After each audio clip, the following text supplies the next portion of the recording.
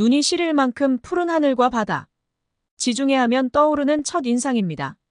지중해의 섬은 많은 사람이 마음속에 품고 있는 꿈의 여행지이죠.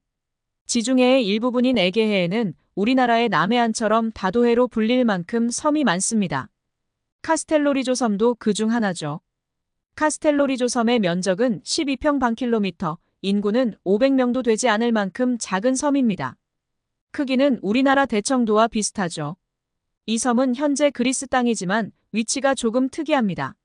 그리스 수도 아테네에서 무려 560km나 떨어져 있지만 터키와의 거리는 불과 2km에 불과합니다. 그리스 가장 동쪽에 위치하고 있죠.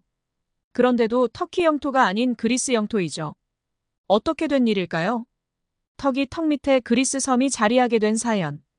아카이브 세계의 섬 시작합니다. 카스텔로리조 섬은 고대 그리스인들의 식민지였습니다. 비잔틴 제국 시대를 거쳐 1306년 십자군에 의해 점령당하죠. 1440년쯤에 이집트 술탄에 의해 점령되고 1461년 이탈리아 나폴리에 의해 정복당합니다. 1512년 오스만 제국 술레이만 1세에 의해 수복되죠. 1659년 베네치아에 정복당하지만 다시 오스만 제국이 되찾습니다. 1912년 이탈리아가 잠시 점령했다가 1914년 오스만 제국에 반환되는 것으로 결정되죠. 오스만 제국은 1차 세계대전 당시 독일과 오스트리아 등 이른바 동맹국 편에 가담했다가 패전국이 됩니다. 1920년과 1923년 1차 대전 승전국인 연합국과 터키는 세브르 조약과 로잔 조약을 잇따라 체결했죠. 로잔 조약에서 터키는 유럽으로 연결되는 길목인 이스탄불 주변을 꼭 사수할 영토로 선택했고 대신 터키 주변의 많은 작은 섬들은 그리스 영토가 되죠. 이때 이웃한 큰 섬 로도스와 카스텔로리조 섬은 이탈리아 영토가 됩니다. 제2차 세계대전에서 이탈리아가 패하면서 카스텔로리조는 1947년 파리 평화조약으로 그리스에 할당되죠.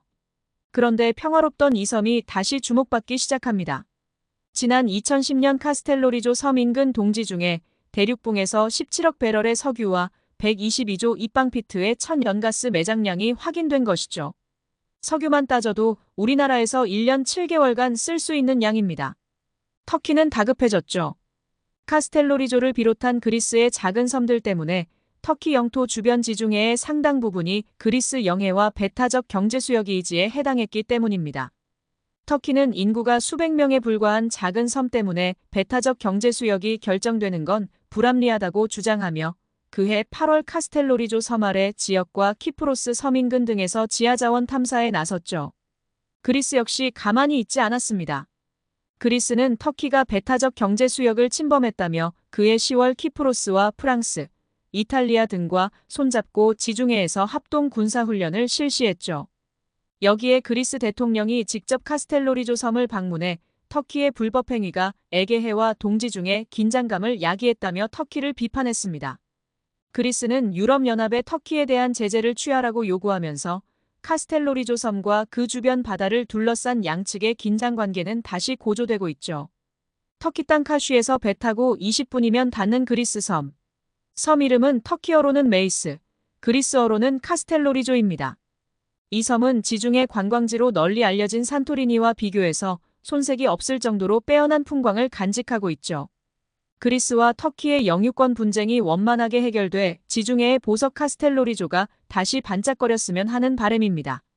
구독과 좋아요는 아카이브 세계의 섬을 살찌우는 비타민입니다. 감사합니다.